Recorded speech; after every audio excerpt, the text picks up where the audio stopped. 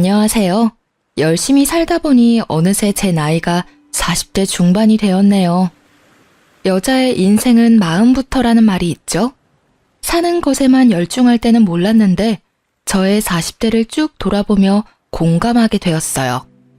저는 남편과 연상 연하 커플로 4살 차이가 나요.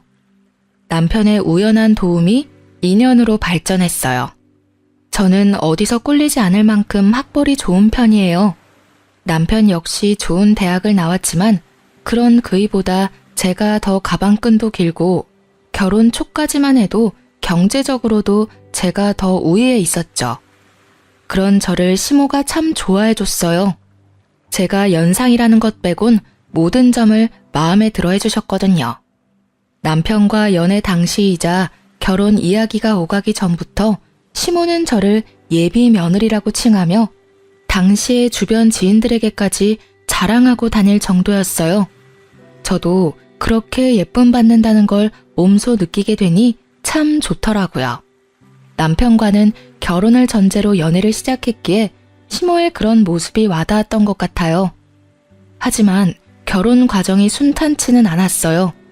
상견례를 마치고 돌아온 날 저의 친정엄마가 시모가 마음에 들지 않는다며 크게 반대하셨거든요.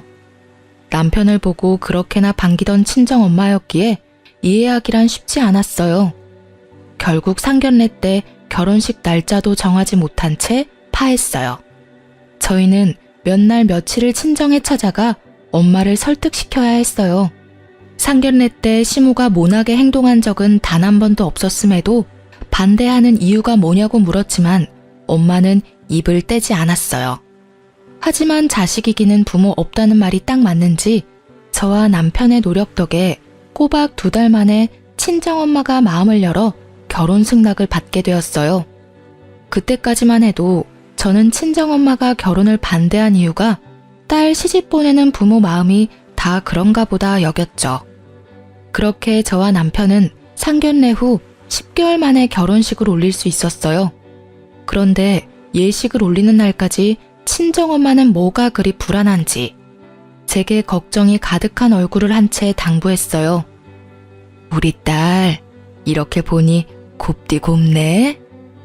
딸 결혼에 그 집안 식구가 됐다고 해도 네 성격을 죽여가며 모든 비위를 맞출 필요는 없어.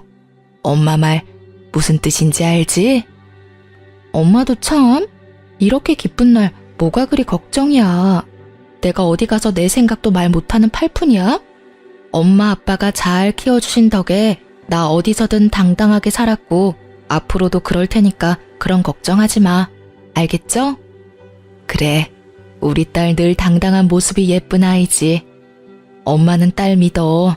숨김없이 네 모습 그대로 사랑받으며 살아. 사돈댁에도 언제나 네 의사 분명히 밝히고 또 존중받으면서 말이야.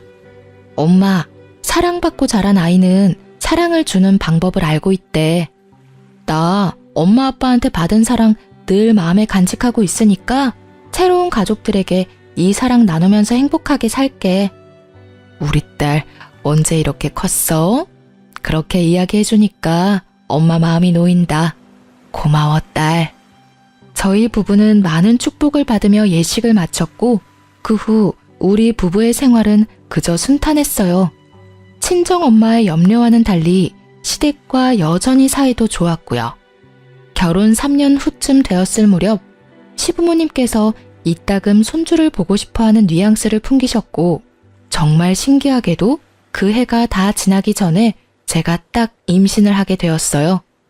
시부모님은 제게 매번 예쁜 집만 골라 한다며 저를 얼싸안고 좋아하셨죠. 반면 제 임신 소식을 들은 친정엄마는 만감이 교차한 듯 보였어요. 말은 축하한다고 하지만 표정이 마냥 밝지는 않았거든요.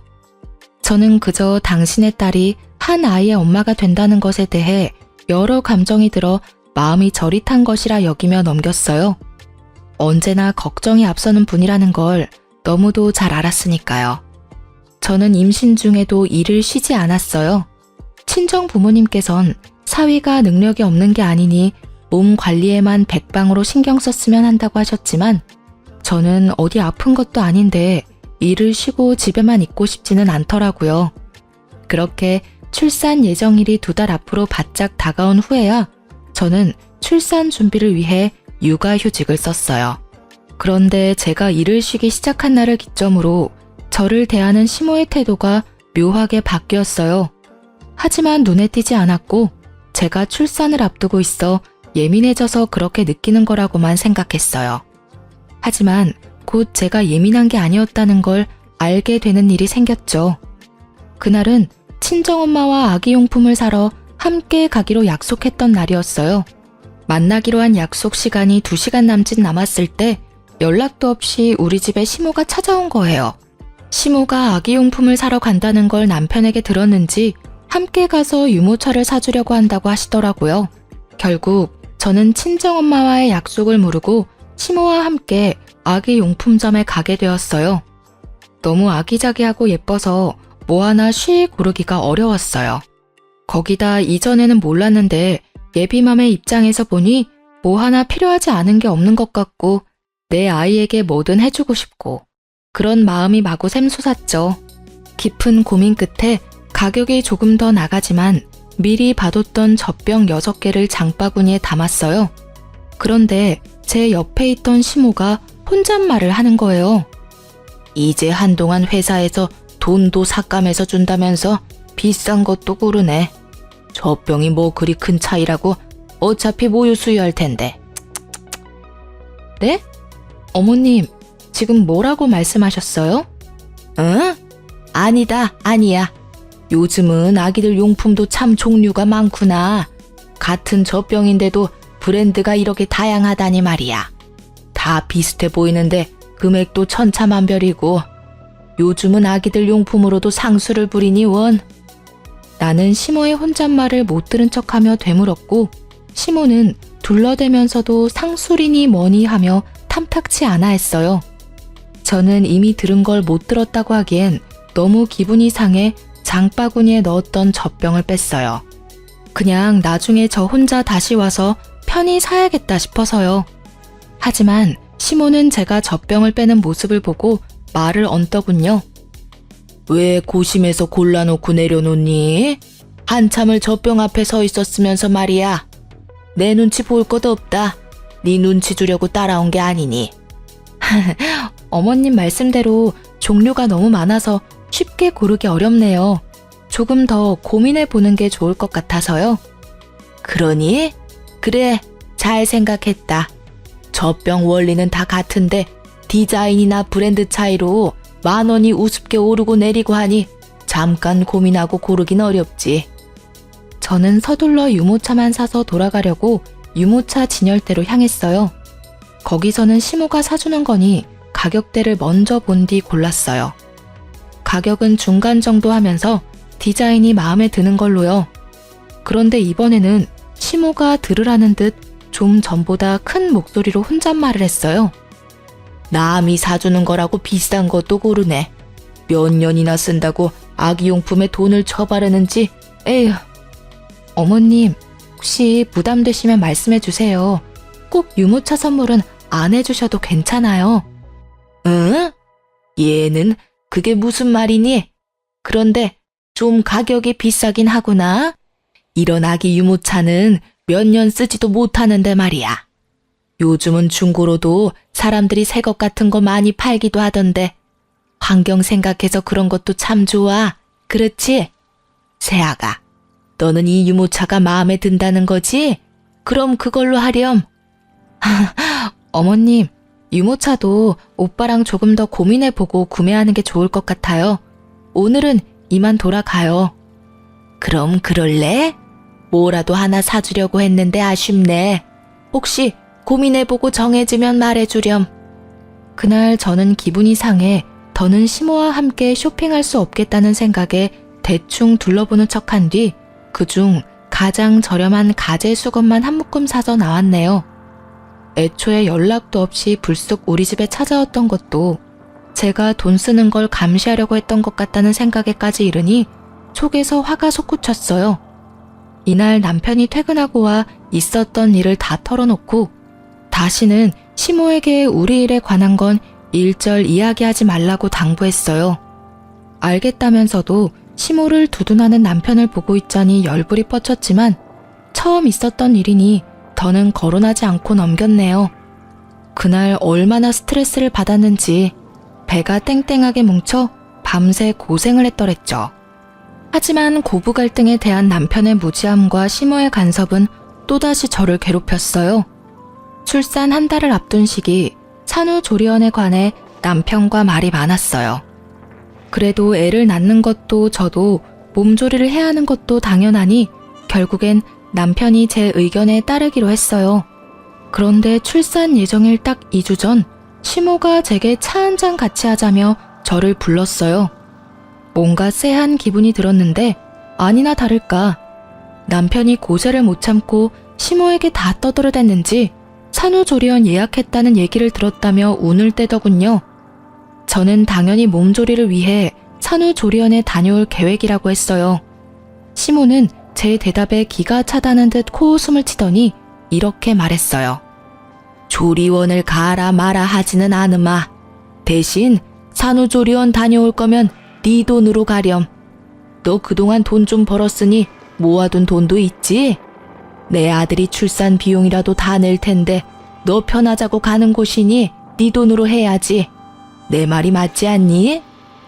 어머님께서 염려하신다는 건 알겠지만 산후조리원에 가던 안 가던 우리 부부가 상의해서 결정하는 거고요. 그 비용을 어떻게 할 건지 역시 저와 오빠가 결정할 문제예요. 제가 오빠와 잘 이야기 나눠보고 정했으니까 마음 쓰지 마세요. 예, 어디서 어른을 가르치려드니? 네가 보기엔 내가 우스워 보이니? 너희 집 가장이 내 아들이야. 그러니 내가 나서는 수밖에 없지. 내 아들 돈을 네가 막 쓰도록 둘 수는 없는 거잖니. 내가 산후조리원을 돈 때문에 가지 말라는 것도 아니고 네 돈으로 다녀오라는데 뭐가 문제야? 어머님 말씀대로 남편은 성인이고 한 가정의 가장이에요. 그러니 어린애 기르듯 저희 부부 문제를 간섭하실 수는 없는 거 아닌가요? 남편이 조금 더 어리다고 제가 마음대로 주무르며 함부로 대하지 않아요. 그러니까 한 발 물러서서 저희 부부를 지켜봐 주시면 좋겠어요. 좀 배웠다고 따박따박 말 대꾸 하는 것 봐. 간섭이라고 했니? 내 아들이 잘 살길 바라는 마음으로 이야기하는 걸 뭐? 간섭? 여자는 애 낳는 순간 시댁이고 남편에게 의리야. 알겠니? 2번 말 안 하마. 내가 말하는 대로 해. 그리고 꼭 출산은 자연분만으로 해야 한다. 제왕절개는 돈도 많이 들고 병원에도 오래 있어야 한다는데 네가 그렇게 쉬고 있을 동안 고생하는 내 아들은 누가 챙기니? 일하는 내 아들 챙겨줄 사람이 없다는 건 말도 안 되지. 어머님, 고리적 개념은 좀 버리세요. 어디 가서 그런 말씀하시면 좋은 대우 못 받으세요. 그리고 돈으로 사람을 이렇게 대하시는 건 아니죠. 제가 육아휴직 중이라고 무시하고 싶으신가 본데 저 어머님께서 무시한다고 무시당할 만큼 돈 한 푼 없지 않거든요. 부족함 없이 지낼 만큼 벌었으니 더는 저희 부부 문제로 관여하지 마세요. 저희 부부 사이 멀어지게 만들고 싶은 게 아니라면요. 저는 이렇게까지 확 변해버린 시모를 보고 있자니 소름이 다 끼쳤어요. 시모에게 관여하지 말라고 딱 잘라 말한 뒤 집으로 돌아오는 내내 화가 나 미칠 지경이었어요. 그날 저는 집에 돌아와 남편과 대판 싸웠습니다. 당신, 내가 우리 문제 어머님께 말하지 말라고 했던 거 기억 못해?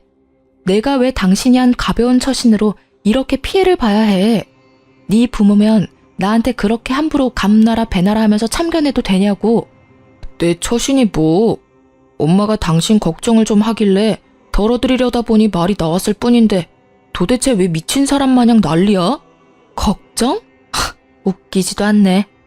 나를 걱정하는 사람이 출산 방법까지 이래라 저래라 하면서 정해줘?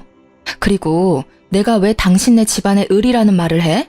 그게 걱정하는 사람 태도니? 어? 당신네 엄마가 나를 기만하는 건 이번이 끝이야.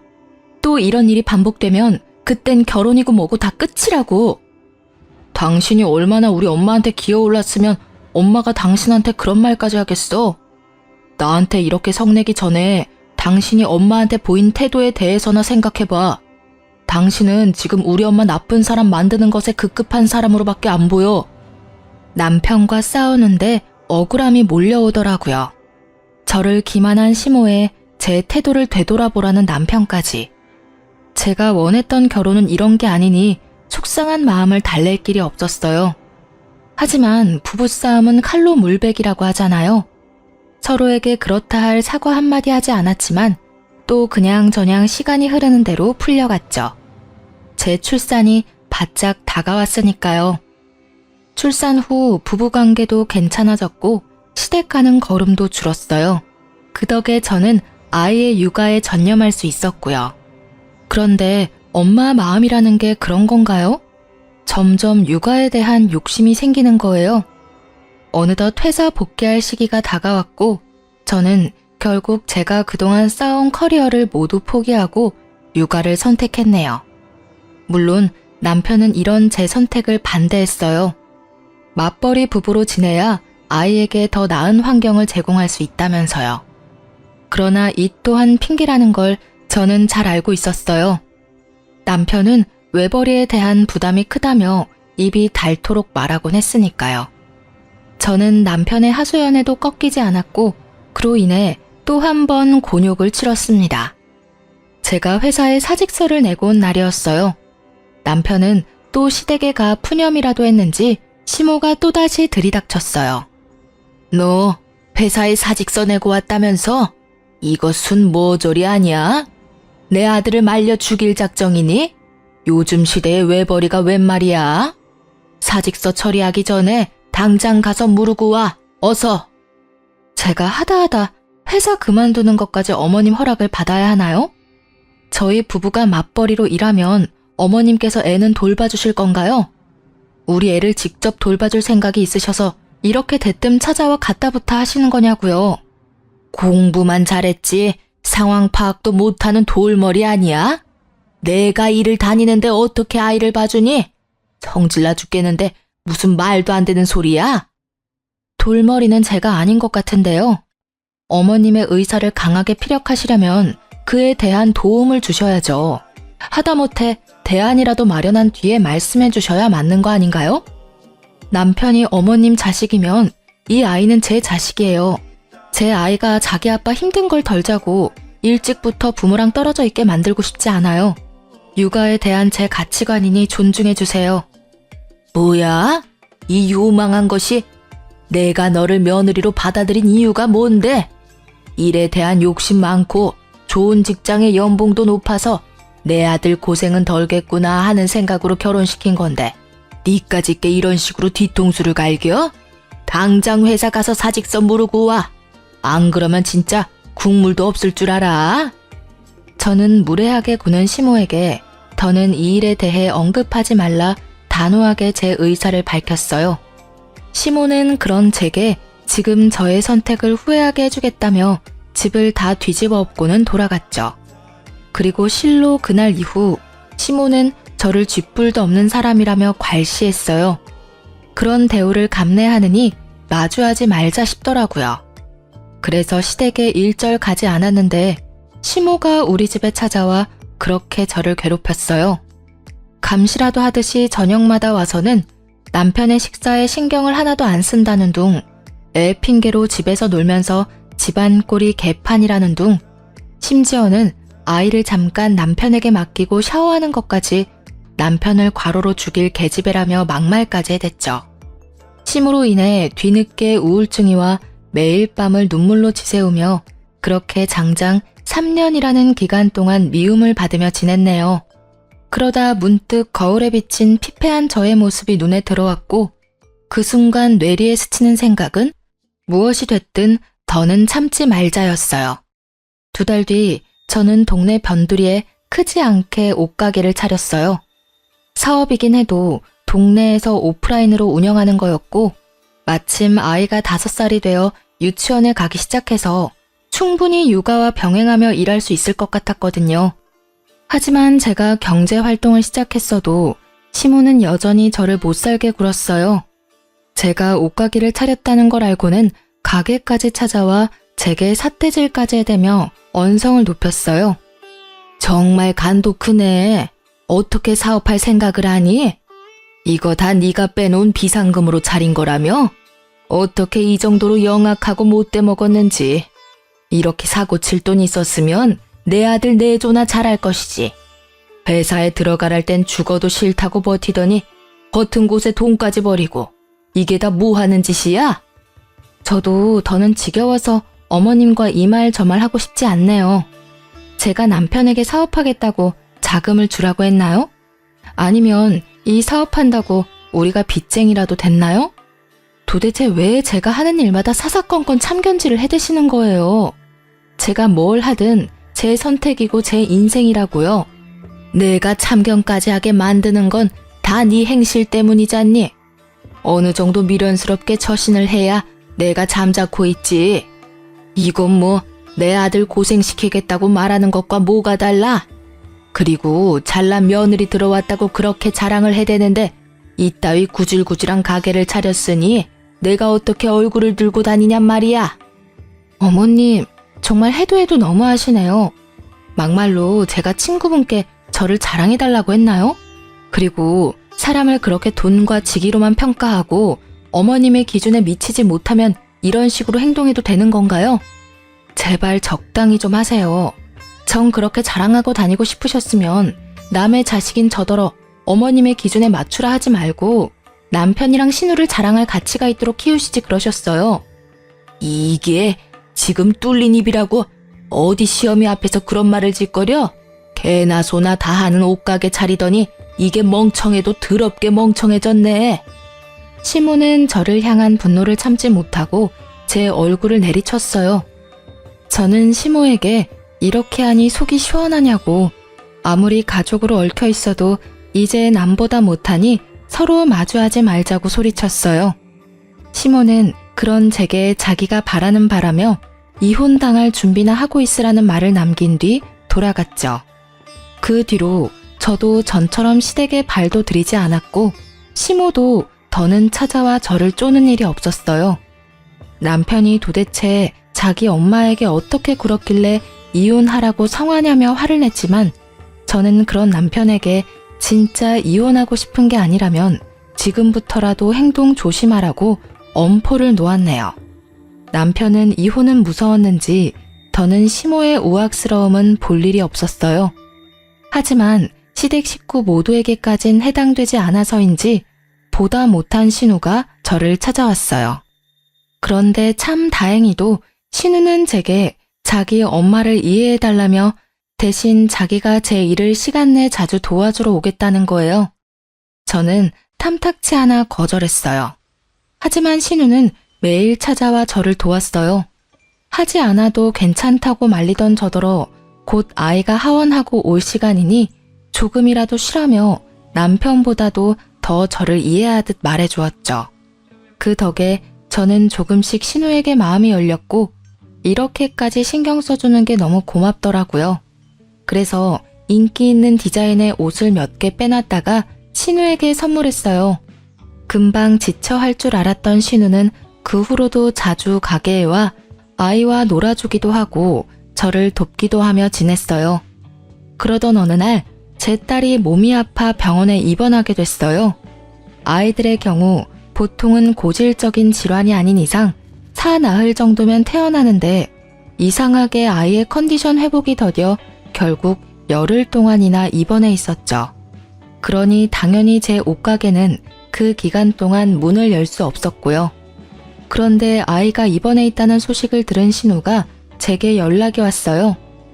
옳게 소식 들었어. 가게도 못 열고 무슨 일이래 참. 지금은 괜찮고? 아, 아기가 아직 열이 안 떨어져서요. 어쩔 수 없죠. 그동안 가게도 못 열고 어떡하냐는 말이지 내 말은. 혹시 애 때문에 가게가 마음에 걸리면 내가 대신 가게 봐줄까? 괜찮아요. 신경 안 써주셔도 돼요. 제가 알아서 할게요. 에이, 가족 좋다는 게 뭐야. 이럴 때 신우이 써먹는 거지. 안 그래? 나중에 조카 다 낳고 거하게 한 통 쏘기만 하면 돼. 올케가 힘들어하는 게 눈에 보이니까 내가 다 마음이 아파서 그래. 도와주겠다는 선의의 마음을 올케가 굳이 거절 안 해도 되는 거야. 신우는 끈질기게도 자기가 봐주겠다더라고요. 결국 계속 거절할 수 없어 며칠만 부탁한다며 맡기게 되었어요. 신우 덕에 제 걱정도 덜어 한결 마음은 편하더라고요. 그렇게 나흘쯤 지났을 때 아이가 많이 호전되어 퇴원을 하게 되었어요. 가벼운 마음으로 다시 가게로 출근하게 된 날, 저는 가게에 도착하자마자 기함했습니다. 제 가게 매대에 진열된 옷들은 온데간데 없고 처음 보는 옷들이 걸려있는 거예요. 거기다 제 가게에 마치 자기가 사장이라도 되는 듯 떡하니 자리하고 있는 신우와 시모까지. 저는 신우와 시모에게 이게 다 어떻게 된 일이냐고 소리쳤고 그런 저를 보며 비웃으며 하는 말이 아주 가관이더군요. 아가, 지난 날은 내가 미안하게 됐다. 네가 이러려고 이 가게를 다 차렸나 본데 내가 그 깊은 하늘의 뜻을 이제야 알았어. 그게 무슨 말씀이세요? 지금 제 가게에 무슨 짓을 하신 거냐고요. 제가 판매하던 옷들은 다 어디 가고 이런 거적대기 같은 옷을 걸어둔 거예요. 어머? 내 취향인데 거적대기는 말이 좀 심하다. 참 드세다고만 생각했는데 순진한 모습이 다 있었네. 내가 가게 챙기겠다는 말을 너무 고지곳대로 들었나 봐. 내가 이 나이 먹도록 놀고 있는 건 불효잖아. 그래서 올케 도우면서 일을 좀 배워뒀던 건데 눈치 못 채더라. 올케는 학벌 좋으니까 나보다 취직하기 쉬울 거잖아. 그래서 내가 앞으로는 가게 운영하려고. 당장 내 가게 원상 복구해놔. 내가 아무리 당신네들한테는 외지인이라도 이러는 건 아니지. 애 키우면서 잘 살아보려고 노력하는 사람을 속이고 등쳐먹이려는 게 인간이야? 당신네들이 인간이냐고. 올케, 말 조심해. 우리가 무슨 사기꾼들이야? 왜 그런 식으로 말을 해? 올케는 정말 위아래도 없구나. 그러니까 엄마가 그렇게까지 했지. 능력 좋던 올케는 그 능력 앞으로도 펼치면서 살아. 우리 집안 깊혀주려고 네가 들어온 건데 부응해야지 않겠어? 네가 우리 가족이 된 이유가 네 능력인데 말이야. 알고 보니 신우가 갑자기 저를 이해한답시고 가게에 찾아와 저를 열심히 도왔던 건 전부 제 가게를 뺏을 요량이었던 거예요.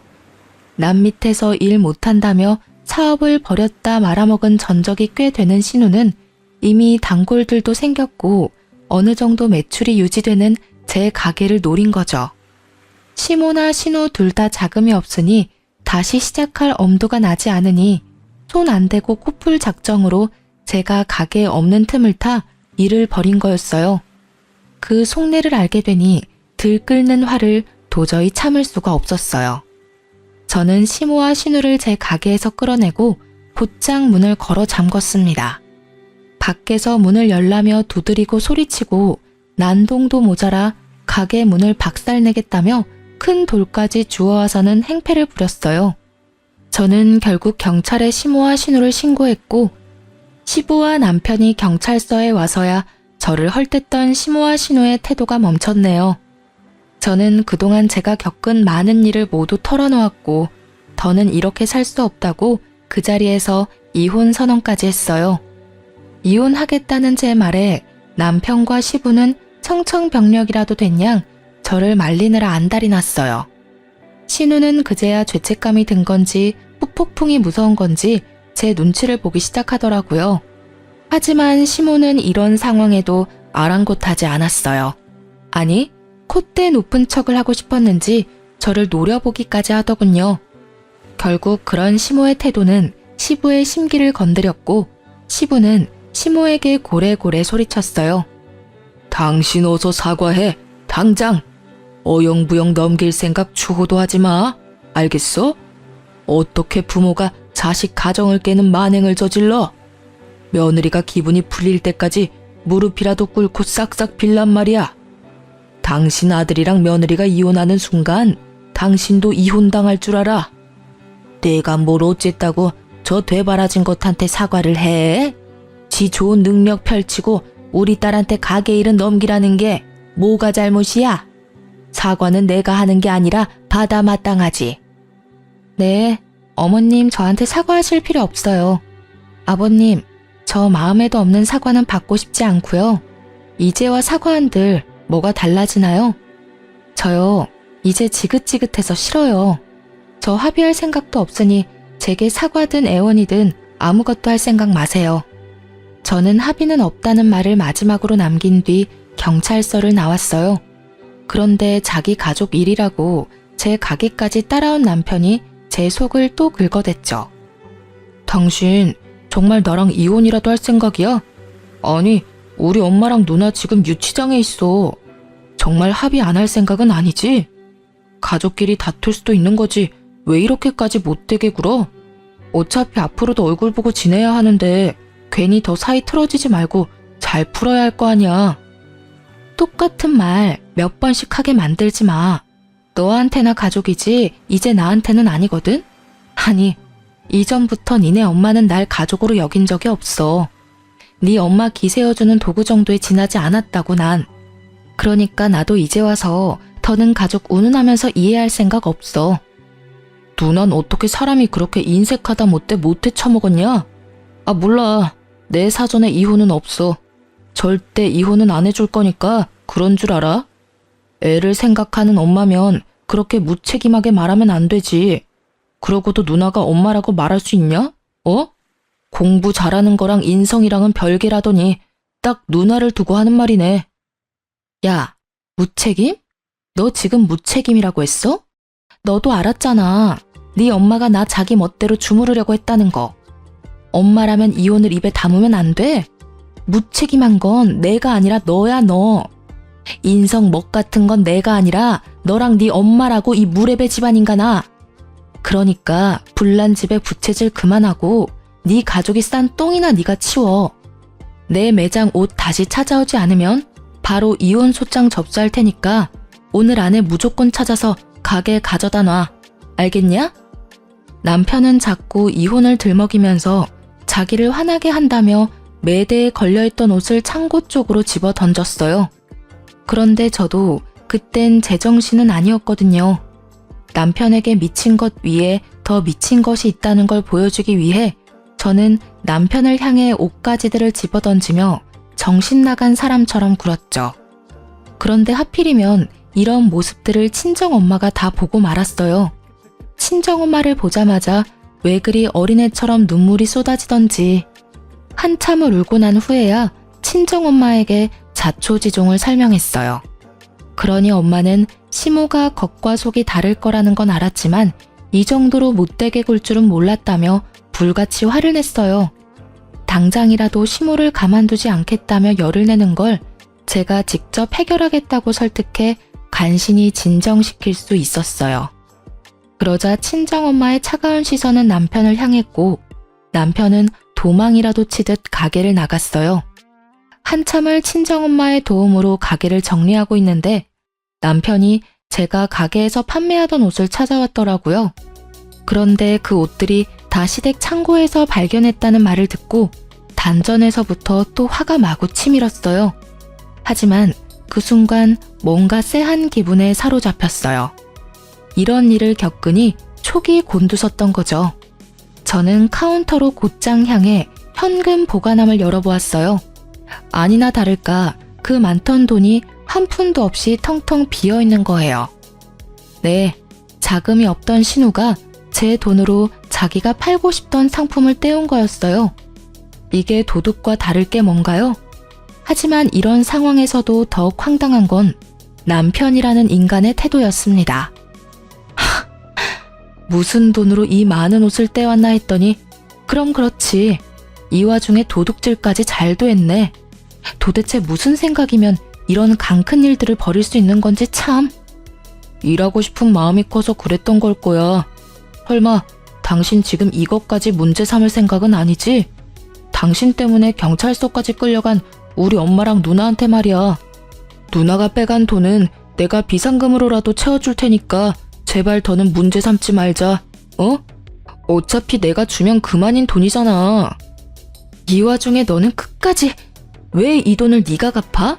막말로 지금 내 가게에 도둑이 든 거나 다름없잖아. 그러니까 네가 감싸고 챙길 사람은 네 엄마랑 누나가 아니라 나여야지. 상식적으로나 양심적으로나 나를 먼저 챙기고 걱정해야지. 네가 이러고도 남편이니? 진짜 너나 네 가족들이나 사람도 아니네. 이날 남편과 2차전으로 대판 싸웠네요. 나중에는 친정엄마가 있다는 것도 있고 남편이 애초에 일을 이렇게까지 만든 건 저라면서 막무가내로 막말까지 퍼붓더라고요. 저는 우리 부부가 엄연히 큰 피해를 본 상황에서도 자기 가족만 감싸는 모습을 더는 두고 볼 수 없었어요. 거기다 저희 엄마 앞에서까지 저를 함부로 대하는 건 더더욱 용납할 수 없어 다음날 바로 이혼 소장을 접수했습니다. 남편이 집에 못 들어오도록 도어락 암호도 바꿔버렸고요. 집에 들어오겠다며 문 앞에서 깽판을 치던 남편은 이웃의 신고로 그 뒤로는 시댁으로 넘어갔어요. 그런데 며칠 뒤 시부가 제게 연락을 해왔어요. 신우와 시모가 잘못을 뉘우치고 반성하고 있다고요. 네, 물론 믿지는 않았지만 제게 진심으로 사과를 하고 싶어 한다며 딱 한 번만 만나달라고 하는 거예요. 저는 고민하다 여차하면 증거물로 제출하자 하는 마음으로 신우가 제 가게에서 했던 짓이 모두 담긴 영상 증거물을 챙겨갔어요. 역시나 이렇게 단번에 변할 시모가 아니죠. 사과는커녕 고개까지 쳐들고 저를 내려보더라고요. 다 시부를 속인 시모의 농간이었던 거였어요. 물론 신우는 유치장까지 들어가 보니 덜컥 겁이라도 났는지 저를 보자마자 잘못했다며 다시는 그러지 않겠다고 빌더라고요.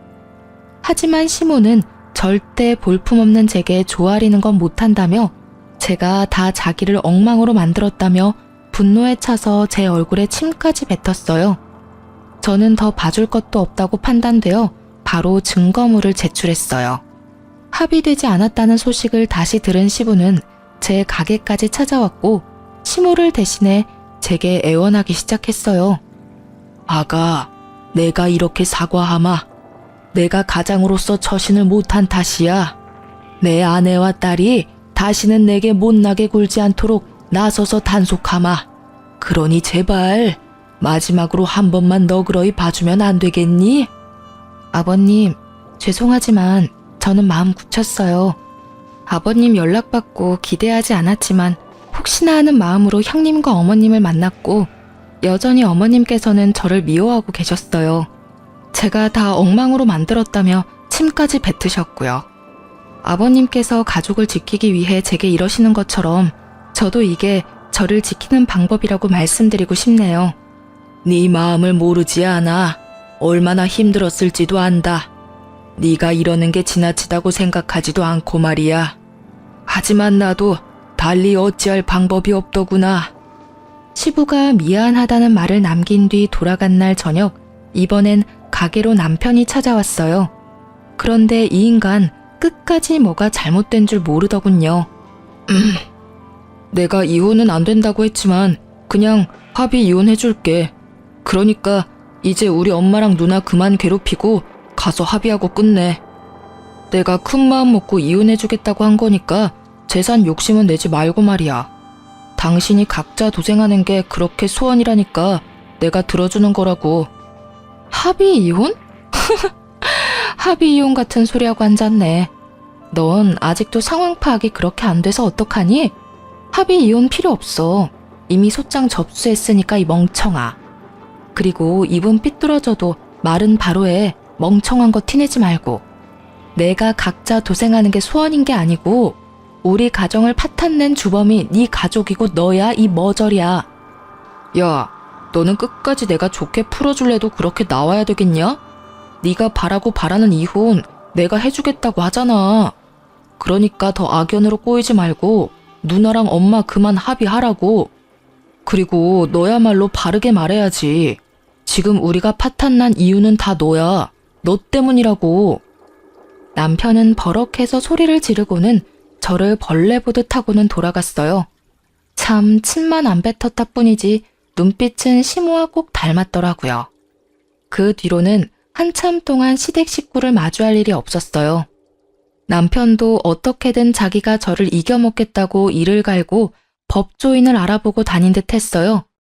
정말 힘든 시간이었지만 또 얼마 만에 느끼는 잔잔한 일상인지 몰라요. 하지만 한 번씩 술에 진탕 취해 한밤중에 집 문을 두드리는 남편 때문에 아이가 겁을 먹는 날이 늘었어요. 그래서 나중에는 아예 그 집을 비우고 친정으로 들어가 지냈죠. 그때부터 아이도 저도 하루가 다르게 안정을 찾아갔어요. 그렇게 시간이 흘러 시모와 신우의 첫 재판을 앞둔 날 두려움이라는 감정이 새삼 대단하다 느꼈던 게 한참 후에 마주하게 된 시모는 상당히 수척한 모습이었어요. 시간이 흐를수록 위기의식을 느꼈던 건지 죽어도 못한다던 사과를 제 발로 저를 찾아와 머리까지 조아려가며 싹싹 빌더라고요. 예, 이제 내 아들과도 남남이 될 텐데 헤어짐일수록 좋은 기억이 남아야 하지 않겠니? 이제 그만하면 됐지 않니? 제발 선처 좀 해주렴. 내가 이렇게 비마. 우리 좀 살려줘. 헤어질 일밖에 안 남았는데 왜 굳이 기억을 남기겠어요? 이제 와서 이러는 거 너무 없어 보이지 않나요? 어머님의 그 잘난 자존심 끝까지 지키세요. 가짜는 희망 갖지 마시고요. 사면 초가인 상황이 겁난 후에야 제게 사과하려는 시모의 태도가 더욱 기분이 나빠 거들떠보지도 않았어요. 시모는 제 바지가랑이까지 붙잡으며 눈물로 호소하고 매달렸어요. 하지만 저는 끝까지 일관된 표정과 말투로 시모의 사과를 거절했습니다. 그러고 얼마 뒤 신우도 제게 찾아왔어요. 참 웃긴 게 위기의 순간에는 가족도 뭣도 없는가 봐요. 신우는 제게 울며 불며 자기만이라도 살려달라고 울어댔어요. 옳게, 우리 그 일 있기 전에는 악감정 없었잖아. 내가 일도 도우면서 우리 잘 지냈잖아. 나한테 고맙다면서. 제발 나라도 살려줘. 응?